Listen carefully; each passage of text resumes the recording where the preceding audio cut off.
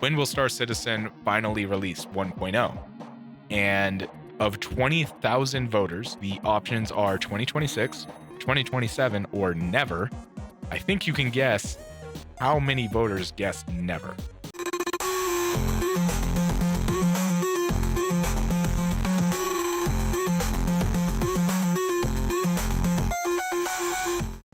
Hello, everyone, and welcome back to the CoinDrop pod.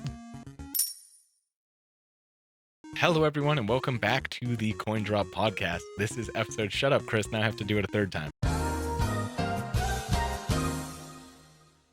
Hello, everyone, and welcome back to the CoinDrop podcast. This is episode 121 as we welcome you into the new year. Recording this on New Year's Day night. It's officially 2026, and joining me again this episode is Chris. Zach will be on the next one. So, Chris, welcome back. It has been a couple of weeks. We did the Exfil event with Iron Taxi. You and I had a good time playing that with him. You got your hands on it. Yeah. And since then, what have you been up to? My God. Mostly work stuff, not a ton of game things. Honestly, most of what I've been playing recently is just Ashes of Creation. Just testing out the game. Yeah, that's really all you can do with it right now. Yeah, I mean, there's plenty to do, but if you're really looking to test like the mechanics of things, see like the state of the game, there's not much. As we both know, there's not much. But you know, I've been having my fun with it. I've been testing a couple of different classes, just as I do when you and I get into new MMOs. Start forming my opinions on like what I actually want to play, and like what's fun for me, what's the great synergy between you and I when you want to be the big hit something with heavy things or sharp things. But yeah. Other than that, I got a new car. You got a new car? You don't have the Jeep anymore? That's news to me. What'd you get? Yeah, I got a Jeep Wagoneer S. Ooh. I've heard good things about the Wagoneers. They're pretty cool cars. Stellantis. So this is the full EV. No, one. Look at you. Yeah. Gone full so electric. Stellantis has had a full marketing thing that was going on to where we're really trying to get them to like sell. And I got this thing. I shit you not, $16,000 off MSRP. Whoa. Holy shit, dude, that's hard to pass up. Yeah, so when I saw that, I was like, oh, okay, let me go see. So went down to the dealership, they let me check it out, of course test drove it, all that kind of stuff. Went back home, talked with the wife about things, and I was just like, my monthly payments go up, yes, but I saved myself about $200 a month on fuel costs. Yeah, that balance is something to consider for sure. Yeah, so that's been my life the past, 3 weeks now? Okay. Hell yeah. Awesome, man. That's really good to hear. I mean, that's a good way to wrap the year and start a new one. And we've got a lot coming for CoinDrop. There's a dev that actually Iron Taxi put us in touch with. We talked to them. Oh, yeah? I talked to them very briefly. Going to touch with them again later on as things kind of die down after the new year once we get settled in. Hopefully, we've got a lot of interviews and great stuff coming. And, of course, we're going to be going to PAX again this year. It's already on the books. Like, I'm going. It's happening. It's going to be a good time just like it was last year. So, lots. I'm already setting money aside for that. Yep. Yeah, we have to. That's for sure. So, not to mention, coming up in March is our 3-year anniversary. So we're going to be doing our annual game giveaway. And, Crimson Desert comes out in March, too. It's coming that soon, dude. That soon. Damn. So, yeah. I still thought it was a while out. Holy I know, crap. right? It's Where's not far. Go? God, dude. We'll talk about that. But as always, we've got extra content for those of you who do decide to help us out on Patreon over at patreon.com/CoinDropPod. Tonight, we're going to be talking about some interesting performance claims on how to boost your Xbox, which it's an interesting claim. I wish I actually had one to test it, but... And I think they said also PC. Yeah, so PC if you use like Xbox Game Pass or if you use their infrastructure, gotcha. Right? So like it wouldn't affect Steam, but specifically so it's through Xbox their specific. Yeah, and it's an interesting claim. We'll talk about it over there as well as the state of gaming, specifically, I suppose, the state of PC gaming. We're going to talk about the challenges nowadays and whether or not PC gaming is going to continue to be a thing in the very near future. So, and we'll get into that over there. So if you want to hear about that, as well as all of our other content, and get the audio version of the podcast early, and get an exclusive link to our video side Patreon, which comes out the same day as the base content, because I can't do all of that all early. Yeah. $3 a month. It's not a whole lot. We don't ask for a whole lot of money. And it is over there at patreon.com/CoinDropPod. All of those individuals who have supported us and continue to support us help fund our giveaway. So without them, we wouldn't be able to do that. So once again, to all of our patrons, thank you for your support. You make the show happen. It's really the bottom line. I mean, without you, we'd still be doing it. We just wouldn't be making any kind of giveaways happen. So Yeah. you guys help power that. Well, talking about Ashes of Creation, buddy, I have a bit of a story for you. We're going to get into this. And I kind of wish I would have recorded this, but I didn't. So I'll have to roll just some generic B-roll footage here for you. I got on last night after we got home from Triple Play. I took my daughter out to the amusement parks. They were doing like a New Year's Eve kind of event thing where it was like super cheap. Had a great time. Got home, got everybody to bed, sat down. I was like, you know what? I'm going to make a crate, and I'm going to just run some crates way up north. I'm going to go by land and just explore the land and like check out the map, because I really haven't explored a whole lot. So I made just 2 uncommon crates. For those of you who don't know the game is regional economy. So you can build these crates, long story short, that allow you to, using certain resources, build them. You take them to a different part of the map, you sell them there, and the further you go away from their origin, the more money you make. The problem with Ashes of Creation is it's also very PvP heavy, so someone can just decide to rob you and literally kill you and take your stuff. It's kind of how the game works. Generally, that doesn't happen, because the only time that it benefits them is if you're running one of these crates. They kill you, take the crates, go deliver it, they get the money, you're shit out of luck. That's how it goes.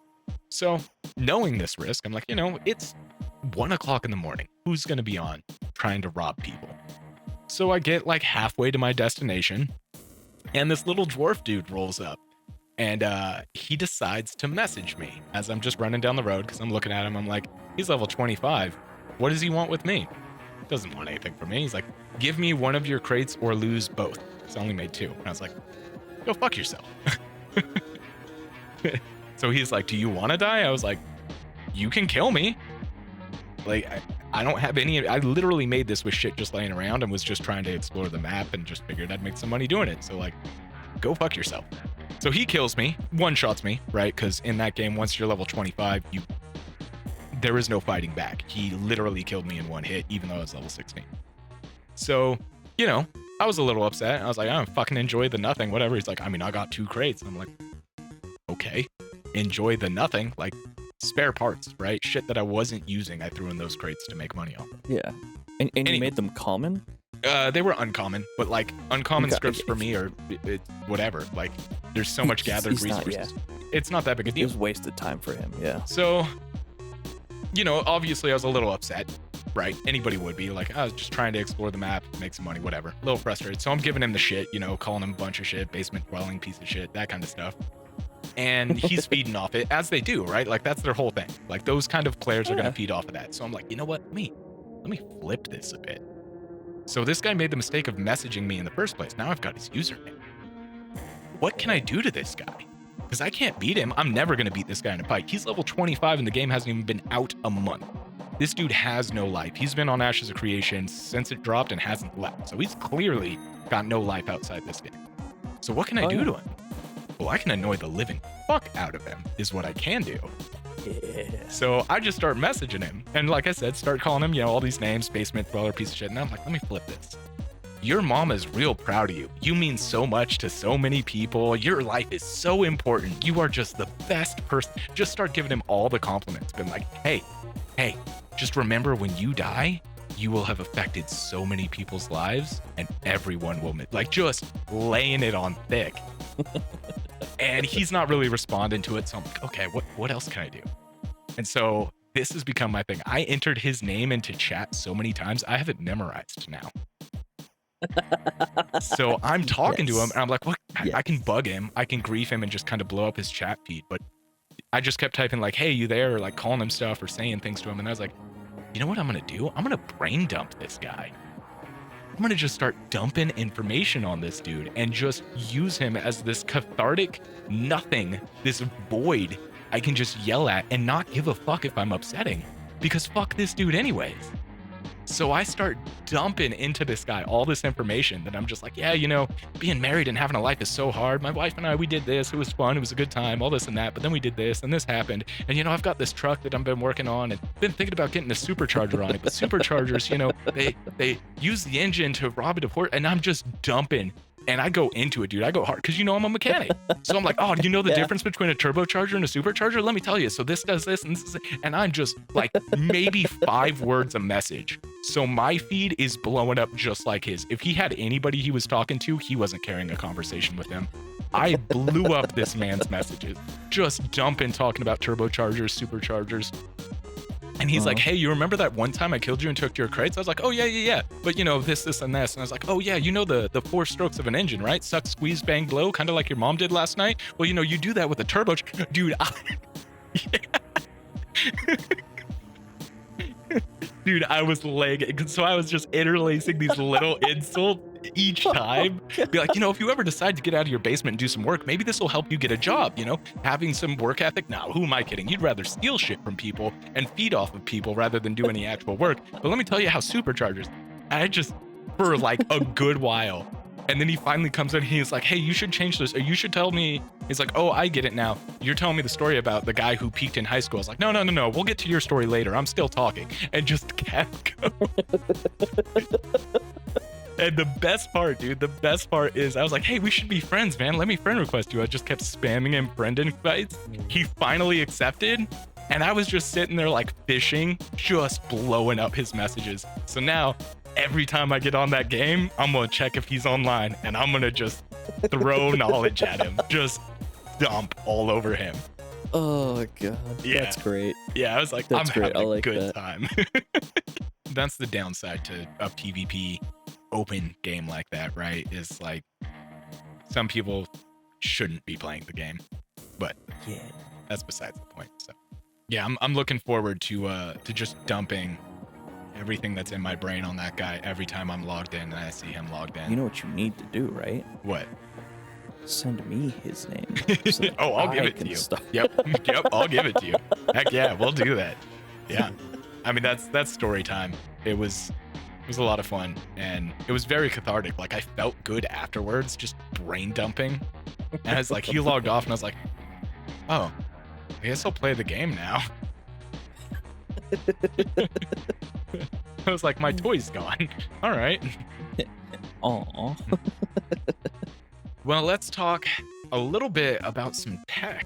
So Yeah. we've got some news for you guys. This has been in the works for almost 5 months. Back during PAX, I met with an audio company called Sand Sound, and we talked about them at the time. Chris is actually wearing their earbuds right now, and we talked about how incredible the sound quality was. So they also asked me if I was interested in signing up to review and help develop their upcoming prototype, which they also demoed for me at the time. I swear to God, this dog, every time I sit down to record, he's pacing through the house. I could just hear his nails. They asked if I wanted to, you know, help kind of beta test this new product that they're working on. I was like, yeah, okay, sure, we'll check it out. They finally sent them to me. And I have their new earbuds, which I don't know if I can show you guys or not. I'll have to email them and ask if I can put in footage here or not. If not, I'll just have B-roll of Sand Sound audio. But before we get to that, I want to talk to Chris, because you've had those earbuds now for about 5 months, and they're not cheap. So you gave us kind of an initial feedback, I think a few months ago. I spent a little bit of extra money, and I got myself a headset, which you guys have seen me wear most of these recordings. Oh. It's a heavy, correct? I think it was a heavy. Yeah, the heavies is what they're called. The H1H. And those are absolutely phenomenal. And those are a little bit over 300. I think they're about 325. Okay. When we're talking about like sound fidelity, those they pack a punch. They're specifically for like heavy metal music. That's why Yeah, they got super bass, and they're over the ear too. Yes. super comfortable, great, similar price tag, and still pretty similar audio. Like Sans Sound, these earbuds still compare. They still compete when it comes to sound. They don't have the same bass as the heavies do, but the heavies are specifically for like that bass sound for like heavy metal music and all that stuff. So I'm not going to hold that against them. These are also just earbuds, right? You can't put the same sound drivers as you can in big old like over the ear buds. But I'll start with this. The only problem I have had with Sans Sound is the same problem I have with every single earbud that doesn't have flanged rubber ear pads that go into your ear. I have to sit there and readjust them. Right. I have, and I think this is more of like a me not having like standard kind of like ear cup sizes. So one or two of them as I talk, smile, hold, stuff like that, they'll slowly kind of peel out of my ear. But thankfully, that little rubber flange they have that kind of cups the inside of this part of your ear does help them stay in place. They're super comfortable. They have amazing sound quality. And of course, yours and I's, like probably like number one, like holy shit, you put these in earbuds, spatial audio. Yeah. And as I've talked about before, I've spent a lot of time on Gray Zone Warfare, and let me tell you guys, I cannot stress enough how absolutely impressed with the overall sound quality, how comfortable they are, despite the fact that this one keeps trying to fall out of my ear, and the spatial audio quality that I get out of these. For the price tag, yes, they are very expensive, but when you compare them to other over-the-ear headsets that are out on the market that are going to give you similar sound quality, spatial audio, and are comfortable, because let's be real, like gamers that we're not sitting down for 1 or 2 hours to play a game. You can wear any headset or earbuds for 1 or 2 hours and you're not really going to notice. It's when you get into those heavy 5-6+ hour game sessions to where you're just like, oh man, like I got to take this off. Like especially me, I wear glasses. The heavies are great. And once I start hitting about like 7-8 hours, I start feeling that pressure from my glasses because they wrap all the way around my ear, right? That's why I really love Sans Sound's earbuds, because they're earbuds. They're just in there. I don't have to worry about them putting pressure on the sides of my head and all that kind of stuff with my glasses being there. I'm getting, honestly, comparable sound quality and audio levels and everything. Everything is still super crisp. I would honestly say that if you have hair like me to where wearing a headset just leaves a dent in your hair and you hate that, yeah, for a similar, if not possibly cheaper, for a comparable audio set for you to listen to, Sans Sound, yes, they are expensive, but I have to say 100% worth it, especially if you play shooters. Like I say, me, Gray Zone Warfare, creeping around the forest, like extraction shooters, anything where like spatial audio, like you feel might give you like an edge on that and you don't want a wrap around headband. These things are great. They're phenomenal if you're going to get something on a similar level for like audio and that added bonus of spatial audio. That's the one thing people really have to consider on this, because it's not just about the audio quality. Getting a good headset with good audio quality that has spatial audio built into it, they're not cheap. Yeah. If you're not a gamer that plays a lot of like first-person shooters or like open world stuff, like where spatial audio really benefits you, then no, they're not worth it, because you can go get yourself like a $150, $200 headset with still pretty good audio that'll compete. Sans Sound is very much tailored for that higher end gameplay, first-person shooters, just for the spatial audio. If I compare them to the heavies that I've been using, I would honestly probably say that Sans Sound's earbuds are probably beating them out on standard audio quality and latency. I'd still say they'd beat them out. But that's the difference. These are tailored for gamers, and heavies are more for like music. Right. Yeah, so specifically pulling up sandsound.com, they've got 3 headsets on their list right now. One of them is the prototype, which we'll get to. But the one that Chris is specifically talking about is the game type. and they're specifically tuned, like you said, for enhanced footsteps, combat, spatial audio to hear where those shots are coming from. They also have a $249.99 pair that are more tuned for just regular audio levels. You know, they're tuned for music detail and cinematic realism, stuff like that.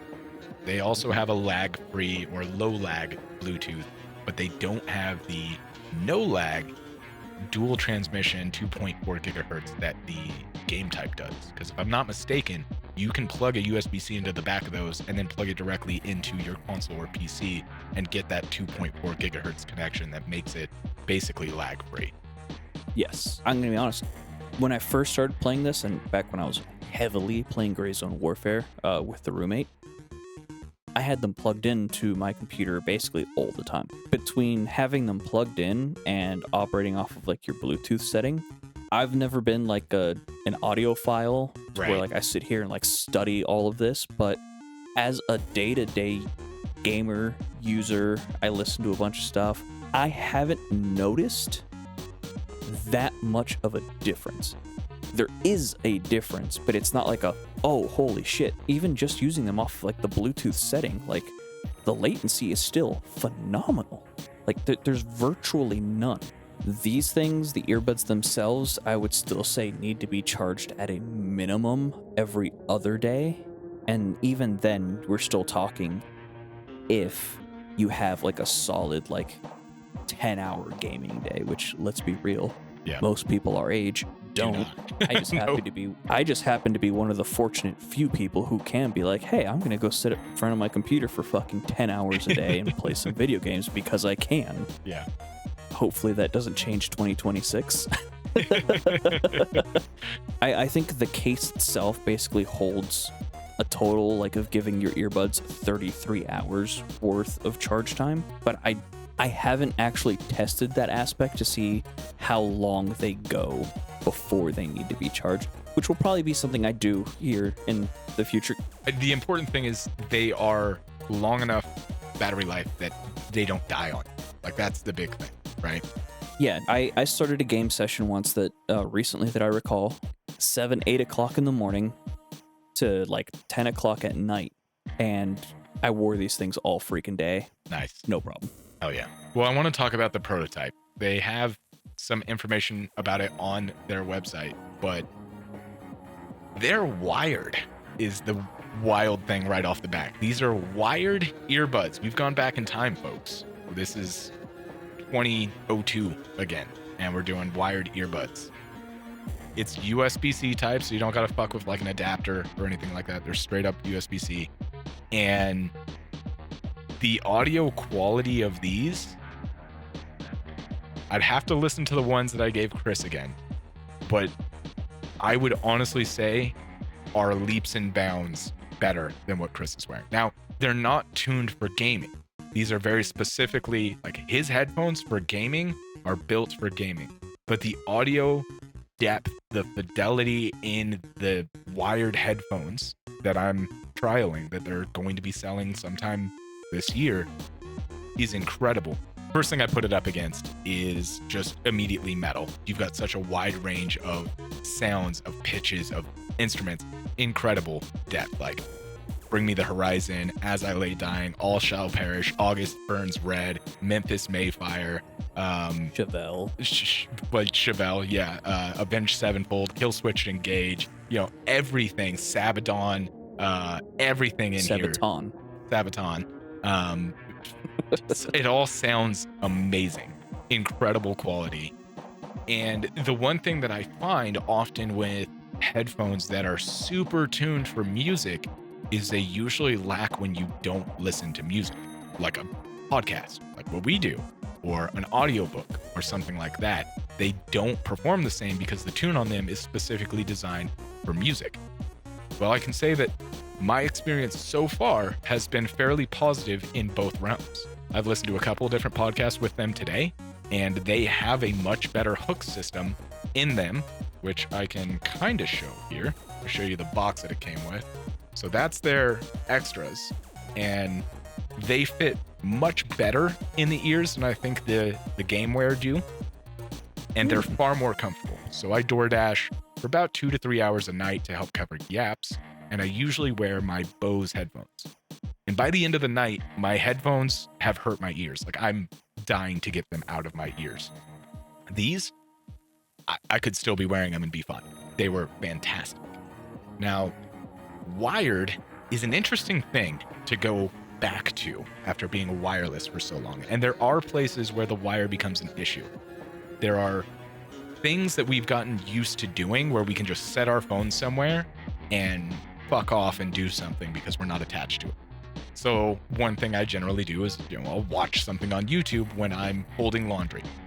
And having to do that with a wire connected isn't the best experience.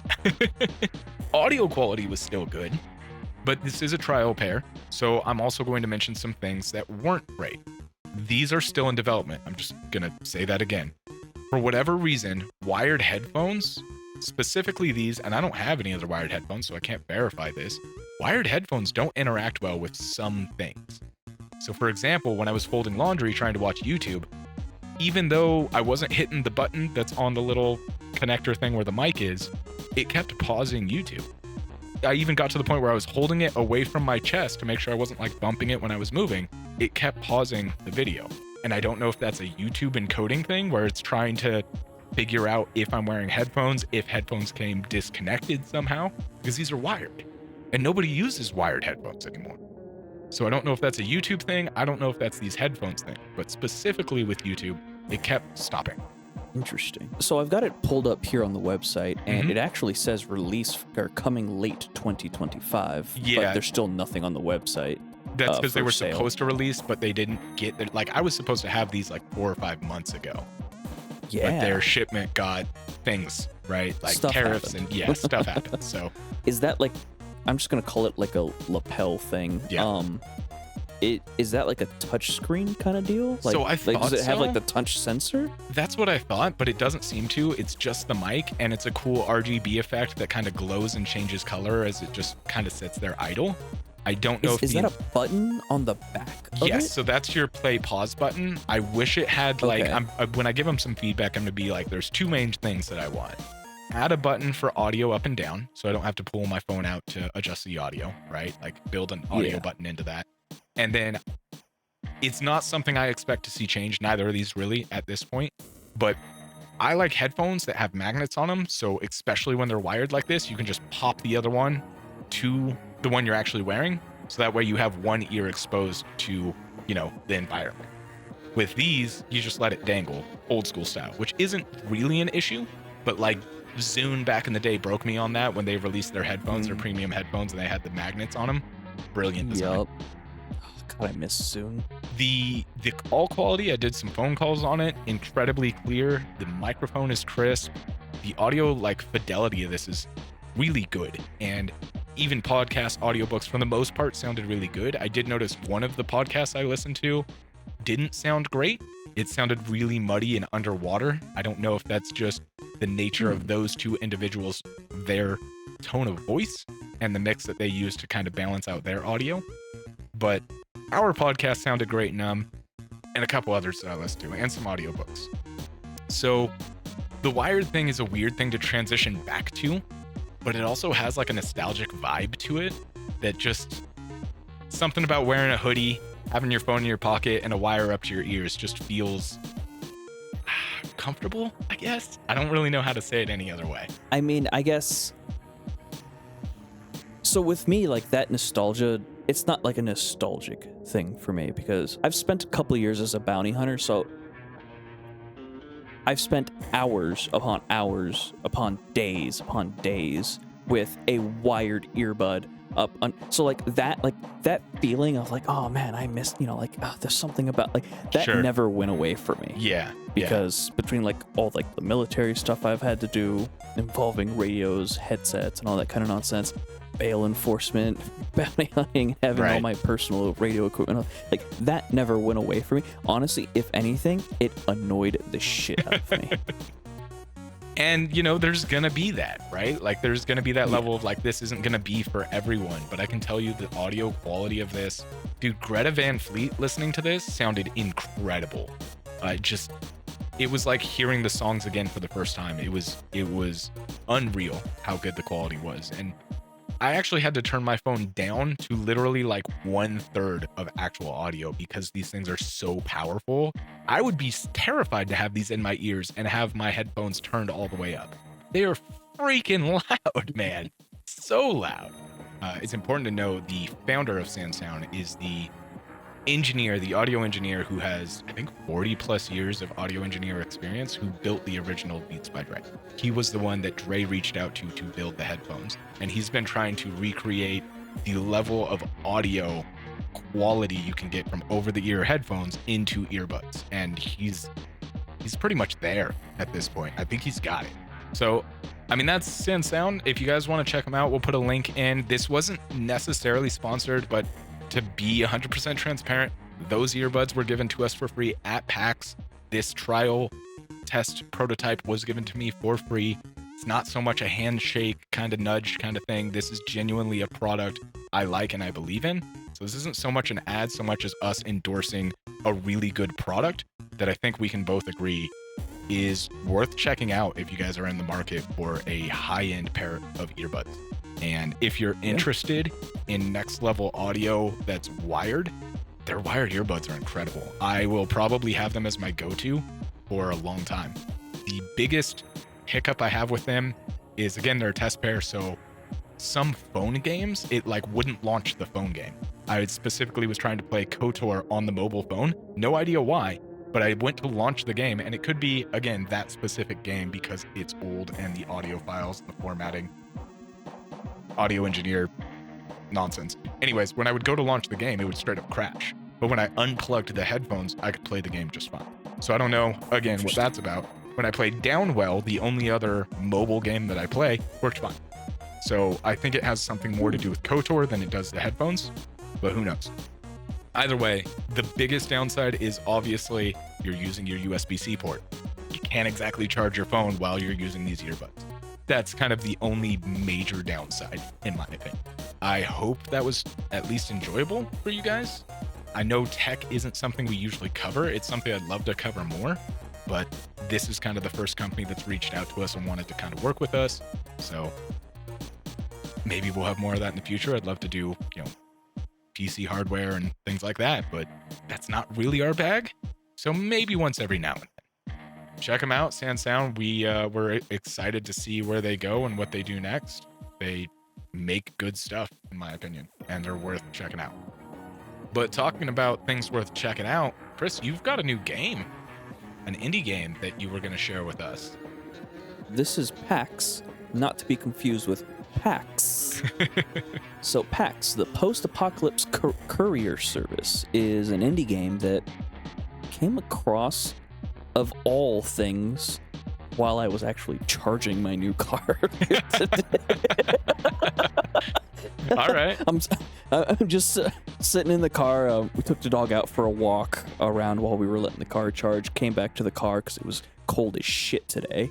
And we're both just sitting there going over Instagram stuff. Like I think she was on TikTok actually. But it came across my Instagram and I was just like, well, this looks like fun.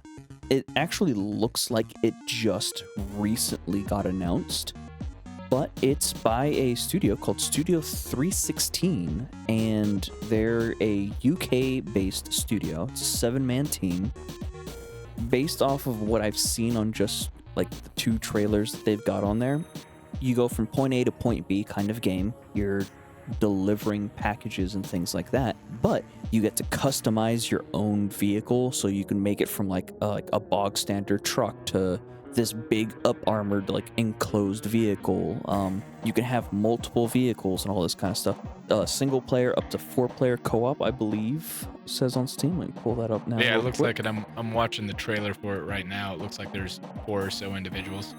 Yeah, so the developer, Studio 316, it's 7 people. And one of the interesting things I saw on their website, let me actually bring this back up, because I think this is a really interesting thing to touch on for them, is they don't just develop games, but there's an actual thing where you scroll all the way down to the bottom of the thing that says services. So Studio 316 works collectively to create unique and engaging experiences, bringing out fresh content to the players as other players. a small but effective team of diverse specialists ranging from art and design to programming, meaning Studio 316 can create a wide array of deliverables. We've adapted to change in work conditions, and our studio is totally remote, redesigning workflows to cater for an online studio. And if you keep going down, they've got all kinds of things. They do design consultation, multiplayer development, prototyping. They work with Unreal Engine, 2D, 3D art, game development. They also help other people, like our game that we were working on in UE5. Way back. way back when. We could reach out to them and be like, hey, we're a pair of dudes trying to do this game. Yeah. And they'd be like, cool, we can help you with that. Their whole thing seems to be about like partnering with organizations and people and things like that in order to deliver games and like help expand that market. So it's not just we're here in this for ourselves. This is just what we do. And they're like, no, this is what we do. And we would like to share our knowledge, specialty, and like all this kind of stuff with the community and do more, which I thought was really cool. I mean, obviously, there's an expectation of financial gain there too, but yeah, of course, like it's definitely not something they're just like volunteering for. No. Yeah, obviously not. Obviously, it's a thing you can partner up with them. You can reach out to them, probably get like some help, consultations, even just on things. Yeah. 2 co-founders, Joe Clark and Jamie Jessup. I think it's really cool. I don't really know where West Cornwall is in the UK, but that's where they're based out of. Somewhere to the west. Yeah, Western UK, Cornwall. Yeah. I don't know. Yeah, it's a game where you're a small team of couriers in what seems to be just like a totally like wastelandish game, and your whole purpose is to go out, deliver things. You've got like environments to consider because you've got like different tire types. Like your truck could get stuck in the mud, so you're like, crap, now I gotta get my truck out of the mud. I've got to go do this. And that's where like the co-op feature really comes into play too, right? Winch. You got to like, it has some like Mud Runner-esque style to it. It's a cool idea. What I tried to see more of is to see if like are there going to be like, are they going to try and add things like zombies in there? Yeah, like, that's like kind of what I was like wondering animals, too. wolves, or anything like that. Because otherwise what's the environmental challenges, right? Like beyond the obvious environment, but like if it's post-apocalyptic, what else is out there that you're going to have to compete with? Are they going to have like wild storms, kind of like a Stalker has? Like maybe not like all like the weird like mysticism stuff that like Stalker kind of has, but like are you going to have like radioactive storms that you really have to consider? Because I mean, you are running around in a rad suit. Yeah. And the game comes off as like super goofy, super chill, nonchalant. Like, hey, we're just here to have a good time. Which, as I've said before with a couple of other games, like you don't have to be like a high quality AAA studio to deliver a game that I'm going to have like a ton of fun with, like Guards. Yeah, I was gonna say Guards was one of them taking a peek at. Yeah, if you can give me a game to where I can kick back with the boys, 2 or 3 beers, and just like we all have our fun, our laughs or whatever. Jump space. Like Jump space, yeah. You've got my money. Yeah. I play games to have fun with my friends. And I play MMOs to have fun, mostly using other people to have that fun to get to, my end goal. But that's besides the point. I now play MMOs to just brain dump on people. Who needs therapy? Yeah, legit. Like I was like, you know what? This is therapeutic as hell. I don't need a therapist. I'll just use this guy. Yeah. Right. Oh God. Yeah. There's not a lot out there yet. PlayStack, I think, is the publisher. PlayStack, yeah.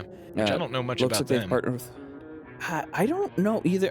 I was looking at their website earlier, and it looks like they've pushed out a couple of games that. Oh, they're doing Mortal Shell too. Big. Yeah, they did Mortal Shell 2, Balatro, Abiotic Factor. Yeah, Balatro. Yeah. Yeah, I mean they've got some stuff on there. They're not nobody. Yeah. Not that I want to call like Studio 316 nobody, but like they're new. They've been around. They've been around for a while. Like they've published stuff. Like it's been out there. They're a known entity, I guess I should say, right? You and I could probably get both of our wives to play with us and have a good time. Probably, yeah. depending on like Yeah, how like it. where they go. But yeah, I mean, I'm watching the trailer here, and vehicle building is very simple and enjoyable looking. Like you just pop shit in and Yeah. run it and see if it works. Very cool. Yeah, I mean, like it's simple, but still detailed enough to be like, okay, cool. Like like you get like a vehicle chassis, you stick some tires on there, you stick the frame, the shell of the vehicle, put some seats on there, make sure you have cargo space, all that stuff. Like, I mean, it's still a pretty detailed system. Yeah, it looks like yeah, it. just looking at some of their pictures, like there are things to consider. Like there's, I don't know, like if you're looking at like their website or anything like that, because on the Play Stack, if you go to PAX, looking at some of it, there's an actual thing that says radiation warning. So it's like, okay, cool. So are there like non-radiation warning things? It looks like they're actually like making stops at like certain houses to pick up loot and stuff like that. I'm not really sure how that's going to affect the gameplay. Yeah, I like the art style. It's not hyper realistic, which I've noticed. I don't know if this is built in UE5. We talked earlier about a couple of projects we saw that had that weird uncanny valley that some projects can have with Unreal Engine 5. It seems to me that games that focus a little bit less on realism that use UE5 always look a little bit better in terms of their visual appeal. Not that the game itself, like obviously this is a more polygonal stylized game than, you know, what realism you can do with say Witcher 4 on UE5, but for small studios it seems to me like the better option is go with a more stylized art than to try and make it hyper realistic, because if you're not really good at it, if your animations are off when it's hyper realistic, it looks so much worse than if it's off and it's slightly cartoonish. So I think they're doing a good job here. I think the art style, kind of like Severland, it's timeless. It's not going to ever look bad because it's stylized to always look this quality. There won't be 20 years from now people playing this game going like, oh man, it just doesn't look as good as it did back then, you know? So Yep. It's definitely one I'll keep my eye on. Do they have a release date or anything? It looks like it was announced a couple months ago back in October during the Galaxy showcase, from what I can tell. No, it just says coming soon to early access. Got it. You can sign up for a playtest, which of course I did. Of course. They send you an email saying, hey, thanks for signing up for this playtest, blah, blah, blah. And they actually ask you to like, hey, like we do check this, reply to this email and let us know how you heard of us. So let them know you heard of them here on CoinDrop. Yeah. They have a website. If you go to paxgame.com, that's P-A-C-S, not P-A-X, paxgame.com, sign up for their playtests, see what it is they've got to say. I've got them wish listed and on following because as they push out information, I really want to see what's going on with this game. Yeah, for sure. Because as of right now, there's really nothing to talk about. Yeah, I mean, what you said is what there is. Yeah, without reading it line for line off of their website or the Steam page. It's right. That's pretty much it. But again, this just looks like it's just going to be one of like those super fun kind of like chill games to just kick back, play with a handful of your friends, or maybe even by yourself. Yeah. If you're really looking for, you know, if you're just that type of gamer. Oh yeah. Seems like a good game. We'll have to keep updated, and maybe we can do an interview with them and have them on the show. Maybe they'll go to PAX. That'd be cool. PAX at PAX. Yeah, PAX right? on PAX on PAX. That'd be pretty fun. Oh, yeah. Yeah, I mean, I don't know what else there is to say. It looks cool. I'm keeping an eye on it, wishlisted it, and maybe we'll both get into the playtest on this one and we can check it out together. It'd be great. Moving on to something else that's supposedly coming this year. We talked about this a good handful of episodes ago. Mike and I covered Squadron 42, the single-player narrative game that is coming out of Star Citizen, I guess. I don't really know how this came out of Star Citizen other than they decided they were going to pull a single-player narrative out of an MMO, and this is what we're getting. I can actually talk on that. Perfect. But it's coming sometime this year, and they say it's going to be a over 40-hour long campaign, and is still on track to release in 2026. So hopefully no more delays, no more waits. But Chris, you know more about this. Fill me in. How did Squadron 42 come about? Yeah, so Squadron 42 was actually announced side by side with Star Citizen. They said, hey, Okay. we want to release this game. It's going to be an MMO, but we also want to release a game that has a narrative side that kind of explains a lot of what's going on in the background of the MMO. So think of it as a game that just releases parallel to it, and that there are going to be a series of events that get talked about in the MMO that happen in Squadron 42. Okay, so it kind of works as like a prequel. Kind of, yeah. And the way Squadron 42 has been developed alongside with Star Citizen, I guess I should say realistically, Star Citizen has been developed alongside Squadron 42. They've been, from release, from concept, they have been working on Squadron 42 as their primary project.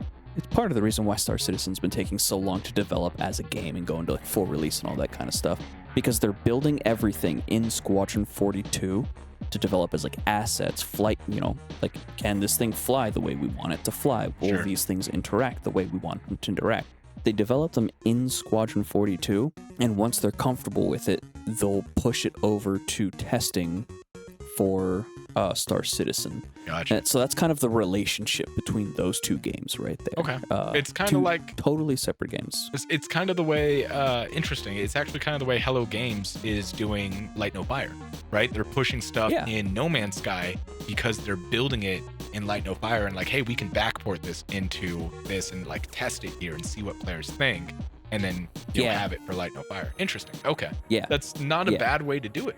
Given it's angered a lot of people because they don't really talk about Squadron 42 the way they talk about Star Citizen. Right. A good friend of mine, I'd call him a medium-sized streamer, Zero.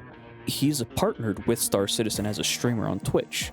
So he talks about a lot of what's been going on with this, and he and I actually started getting into Star Citizen back when they first released, given there was like nothing in the game besides, jump in your ship, go fly around, shoot Yep. some rocks. There's really nothing else to do, but here you go. Yeah.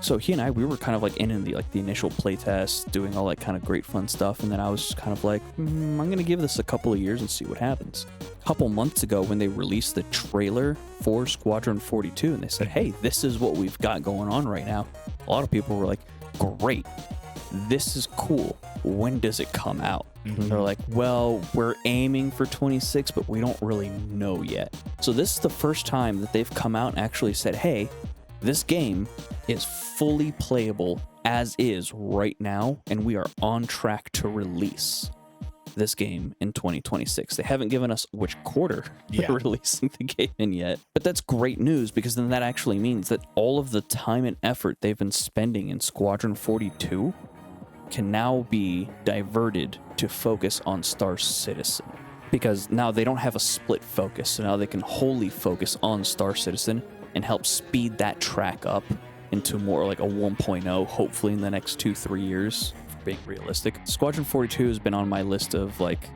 okay, I would really like to play this game sometime, before I turn 200 years old. Right. Yeah, no, I mean, I'm looking forward to it. I'm excited. When that game comes out, I'm definitely taking time off of work. It also has it's the most expensive production game ever. If I somebody, think they just passed 1 billion. I think it's more than that now. Let me see. But they also have a star-studded cast, which is part of that. Like Mark Hamill is a character in this game. As soon as I found out he was in Squadron 42, I was like, yo, Luke Skywalker's in this? I gotta check it out. Like, Yeah, and he's actually one of the main characters in Squadron 42. yeah, they're just about past 1 billion. At the end of the year, figures are reportedly $928 million has been raised for, and this is entirely crowdfunded. Like, people talked about how Ashes of Creation was a scam, but Star Citizen, up until now, Has gotten the brunt. yeah, and I mean, that carries into this. IGN, take this with a grain of salt, but people do use this website, has a poll on their article that they wrote saying, when will Star Citizen finally release 1.0? And of 20,000 voters, the options are 2026, 2027, or never. I think you can guess how many voters guessed never. A large percentage of people, 68% of 20,000 said never. So there's not a lot of faith that this project's actually going to happen. They've been talking about this game since we were in high school. That's how long this project's been going. So, yeah, I mean, this was the original Kickstarter. It wasn't like the only project on Kickstarter, but Kickstarter launched as a website, and Star Citizen was up there not long after. And they were selling like NFTs, and like one day you'll have this ship. I mean, it has a very, very troubled history. So there's a lot riding on Squadron 42 on it being what we hope it will be. Yeah. And I got to be honest, I want to play it too. So, and like, this is one of the biggest things that I've had to explain to people on why I defend Star Citizen and Squadron 42. Like you've just said, this is one of the first, I think actually it might be the first game to be 100% crowdfunded. Yes, it is. It is the first one to be 100% crowdfunded. That means that, you know, this $1 billion that they've funded has gone into paying salaries, benefits, getting building space for servers, getting that server space, like all of that. This isn't we're an existing company that has all this infrastructure already in place. It's, hey, I am a guy, I have a dream, this is what I want to do, and that $1 billion that's gone out has been entirely to pay hiring people, getting office space, servers, all of this stuff. We would hope so. I mean, we don't know exactly where that money went, but if what we're seeing is any indication, ideally, the vast majority of that went into building this. And we have to, like we said, Squadron 42 specifically has a heavy star, like famous, like by name. Like I know who these people are, and I don't care about famous people. Yeah. So like we said, we've got Mark Hamill, there's Gary Oldman, Gillian Anderson, Mark Strong. I had no idea Henry Cavill was in that cast. Yep. Andy Serkis, Liam Cunningham. I actually don't know who John Ray Davis is, and Ben Mendelsohn. John Ray Davis. That name sounds familiar. Yeah, John Ray, RHYS-Davies. Oh shit, dude, that's he was in the Indiana Jones movies. That's also the guy he plays he does the voice of, I mean, the first thing that comes to my mind because I'm a fucking child. He does the voice of the professor from Lilo and Stitch.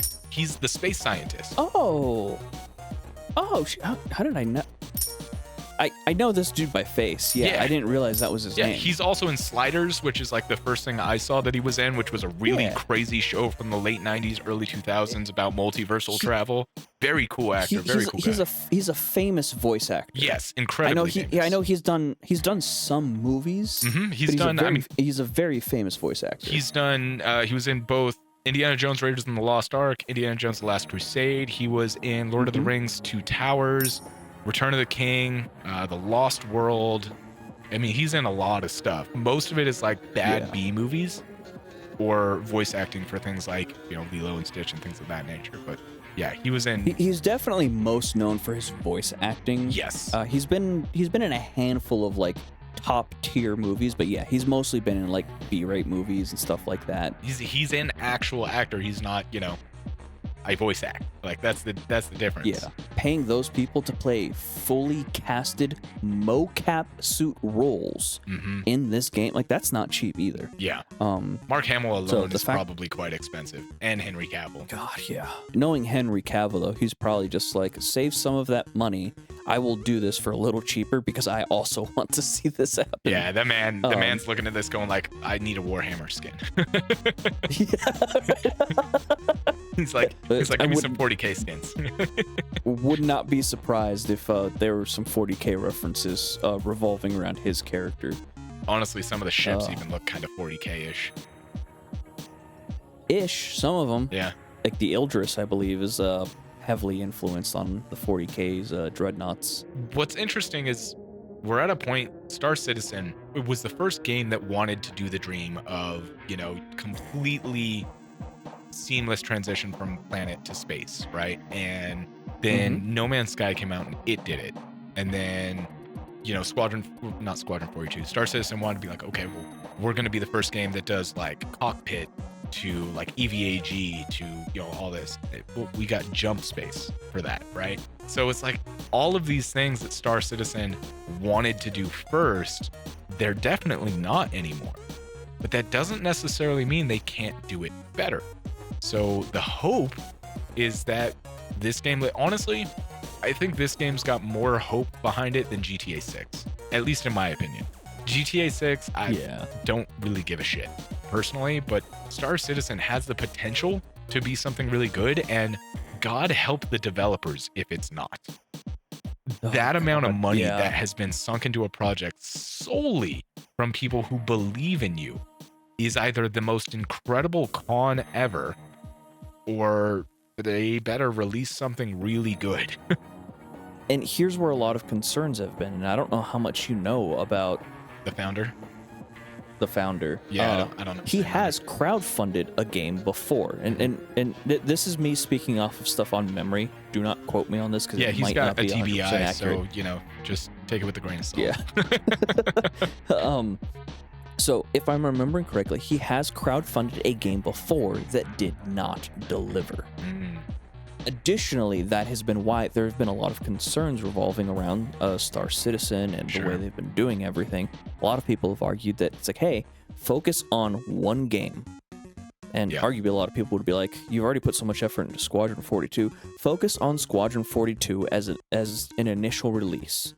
Don't worry about Star Citizen just yet. Yeah. Focus on that, release that, see how that does, and then push out all of this other stuff.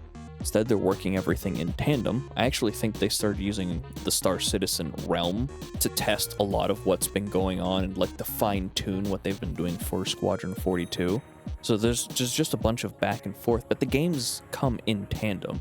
A lot of the initial releases, like the pledge packs that you could get, included Squadron 42. Yeah. And I want to say a couple of years ago, pledges were like if you picked up Star Citizen, you no longer also got Squadron 42. So now both those games are being sold separately. Only the people who were pledged originally and picked up Star Citizen off of like its first couple of years, or like first 10 years or whatever, if you got one game, you got them both. They were being sold in tandem. Nowadays, these past couple of years, that has not been the case. I'm curious to see how it comes out, honestly. The thing that I have to question now is the Expanse is getting a game. And they had, the Telltale game before, but what the Expanse is doing with Osiris Reborn looks incredible. So now this has to stack up against that too. And I don't know, man. There is so much compiling against Star Citizen and Squadron 42. I hope it lives up to its hype. Honestly, at this point, what's going to save them is releasing the game as people have been expecting it to play. Yeah.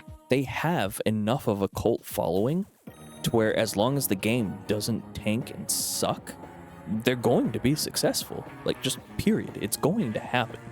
Price point's going to be a big question too, right? A project this long is, what's your price point? Because that's going to also determine buy-in. I can wholly see them trying to release and sell this game at $70. I wholly expect it to happen. Fingers crossed that doesn't happen. Right. I mean, for me, it doesn't matter. I get the game once it comes out, no matter what, because I was an early pledge. I really hope they don't do the $70 game release point. But with the way everything has been going, them needing to be like, hey, we're going to sell this, and there's so much hype behind this. If we sell this at $70 a pop, there's a chance we don't tank. Yeah. I mean, the good news is they don't have like stockholders that have been like holding their balls the entire way. No, they're just going to get completely cannibalized if it releases and it's garbage, and the people that have spent millions to make it happen are going to eat them alive. Yep. Exactly. It's a single player game, so you don't have to worry about all the nonsense you do with online games on release. Yep. So if that one trailer for that one level is anything to speak for how the rest of the game is going to go. It's a big if. Vertical slices are incredibly common. Look at the day before, man. Just playing devil's advocate. No, I get you. And, when you get excited about games, I play the devil's advocate. Like, I don't know, man. Yeah. But again, this isn't an online game. It's a single player game. You don't have all the nonsense to worry about. So like, it really comes down to, will they actually release what they promised? Will we be delivered that package, or are we going to get something that they just went down to Walmart, stuck a couple of stickers on it, and then resell it? Yep. It's a good question, but time will I, tell. I want that Target brand. I don't want Walmart. I want Target. Time will tell. And hopefully we'll get an announcement of an official release date here soon, and we'll see what they have. And I'm looking forward to you playing it and finding out what your thoughts are when it finally does come out. I've got my flight sticks and everything ready, man. I know you do. I'm ready for it. I know you do. Well, let's move on to some quick fire news. And we've got a little bit for you guys. Nothing crazy, but one thing that I wanted to mention here at the top. I realize how old I'm getting and how long I've been a gamer. Because a few years ago now, Atari re-released its home console. They did a refresh, and you could buy a new Atari that plugs in via HDMI, and all that comes preloaded with all its games. Well, its old competitor, that Chris didn't even know was a thing, has also just done the same. Caveat, however, is only released in Europe currently. The Intellivision Sprint just released a few days ago in Europe, and it is Intellivision, for those of you old enough to remember, which is actually before my time, and the only reason I know it existed is because I'm that kind of nerd that got super deep into old tech. Intellivision was the original console war with Atari. A lot of people think it started with Nintendo and Sega. That was actually Generation 2. Generation 1 console war was, you had people who were Atari fans, and you had people who were Intellivision fans. I never owned an Intellivision, but Intellivision was a sports mostly focused console. A lot of their games were built to focus more on the sports side of gaming, where Atari was more what traditional video games are. They were arcade style. You had Asteroids, you had Centipede, you had Maze Craze, you had all those great games. Joust, right? Well, they've killed the original console war because Intellivision actually partnered with Atari to re-release the Intellivision as the Sprint, which has everything that you'd expect in a modern console. It connects via HDMI, all of that good stuff, has wireless controllers, and has all of the games, has 45 games pre-built and loaded into it. If you've never seen one of these before, I've loaded up the trailer on screen for this thing. It is a wild looking machine, and this is the new version. So imagine this completely wired. You've got like a telephone wire that connects to the controller. It was a bonkers looking machine back in the day, and it doesn't look a whole lot better now, but there's a nostalgic level to it that's pretty cool. It comes preloaded with 45 games. The biggest notable ones there are Astro Smash, Baseball, Shark, Utopia, and Night Stalker. It's Intellivision. Like, I don't know what else to say about that. It's wild that this is a thing, and I hope it comes to American markets, but right now it's solely in the EU. It is just over 100 or just under 100 pounds. You can buy it from their website. I don't know if you can buy it and have it shipped to America. I'm not sure how that would work, if they would allow that, but maybe they plan on an American release at some point. Hard to say. Kind of wild. I never thought we would be at a day where a new Intellivision came back. At least it's not ColecoVision. So God forbid we go back to I know about that one. Yeah. But that's the thing. Intellivision's back. There is a new mod for Cyberpunk 2077 that adds a fourth life path. And I think that's a little bit misleading. Initially, when I found this article, I thought it was a official CD Projekt Red. It is not. This is a mod made by Deceptus, I believe his name is. You can find it on the Nexus Mod Manager for PC players, console players. Get a PC. And I'll have that link in the description for you guys. But basically what it does is it adds a new life path and prologue that kind of blends the Corpo and Nomad life paths together, which sounds really interesting because those feel very opposed. Now, for anybody who's played CD Projekt Red, you know that your life path doesn't really affect the game that much. You get a few lines of dialogue here, a couple interesting moments where, you know, your background matters. But for the most part, it doesn't really have a lot of bearing on the game.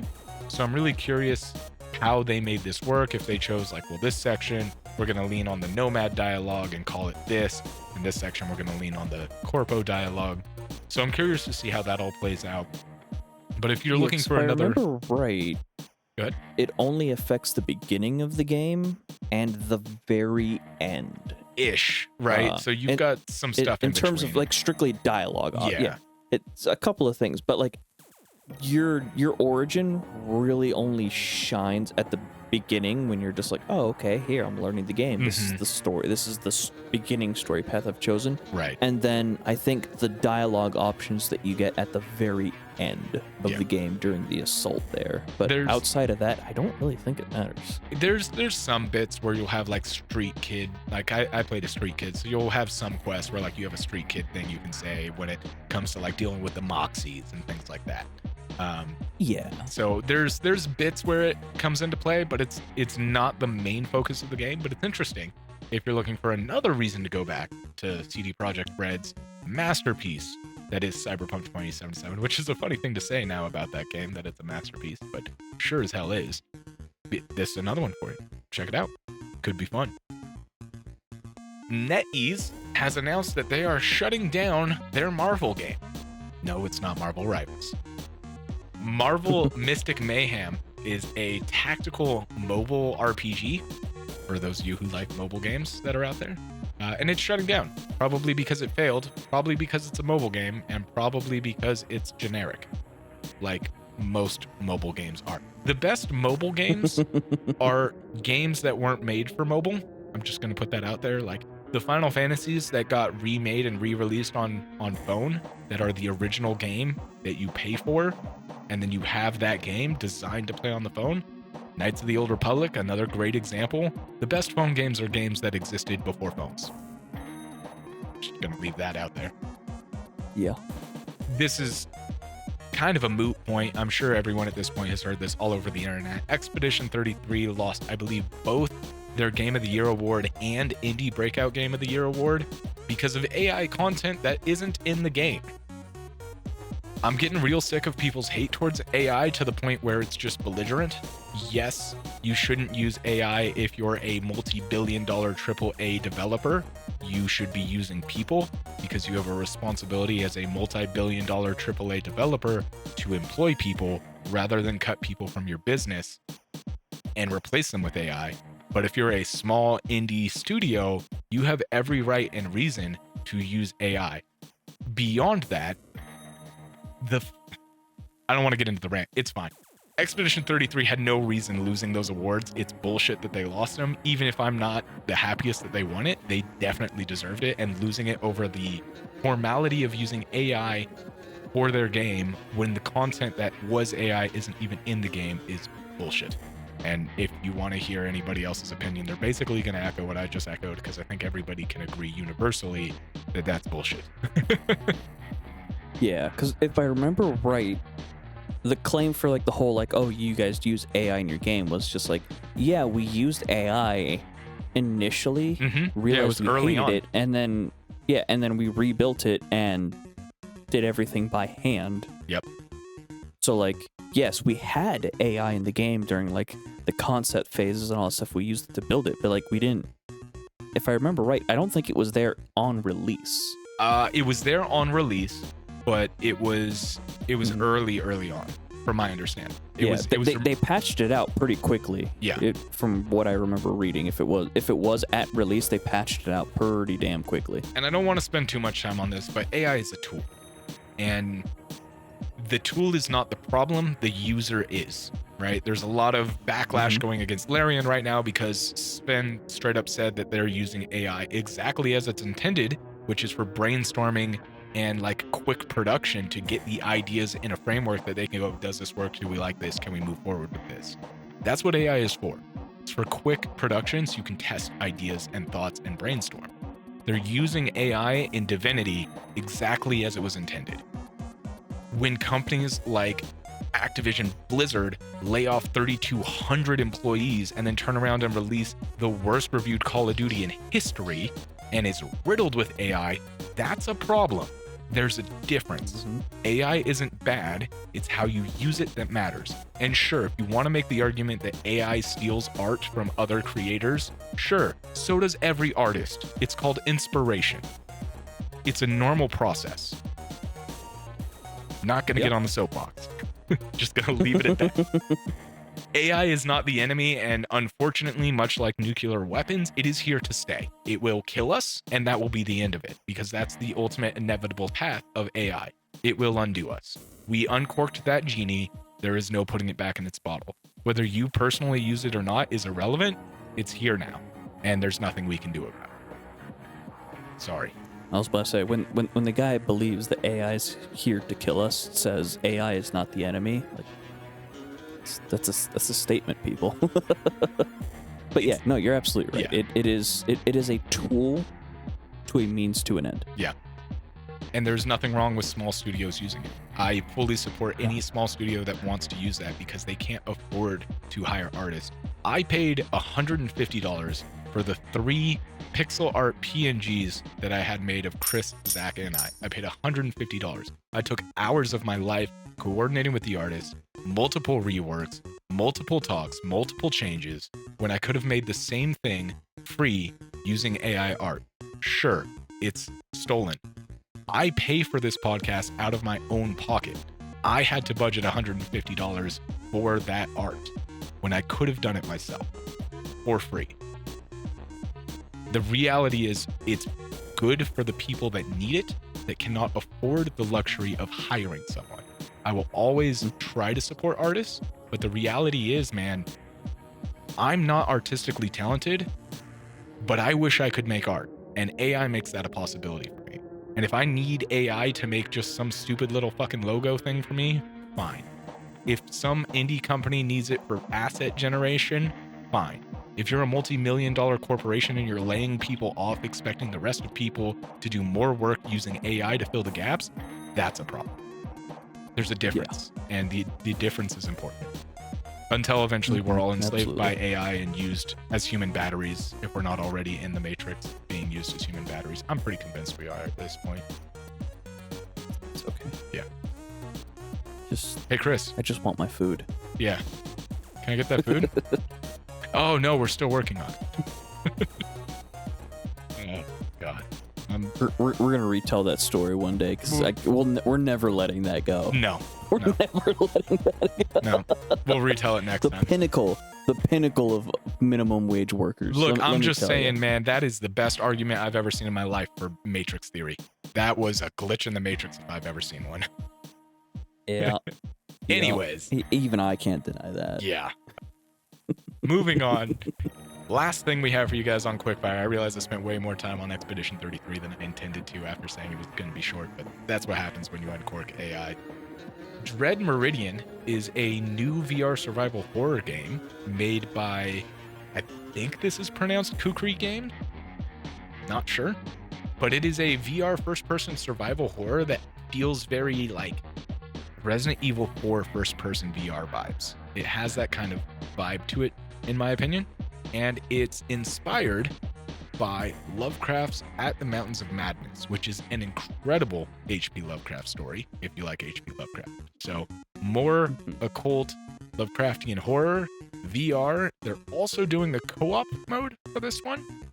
And it releases supposedly sometime this month, though I have no idea when. There is a demo for it on Steam.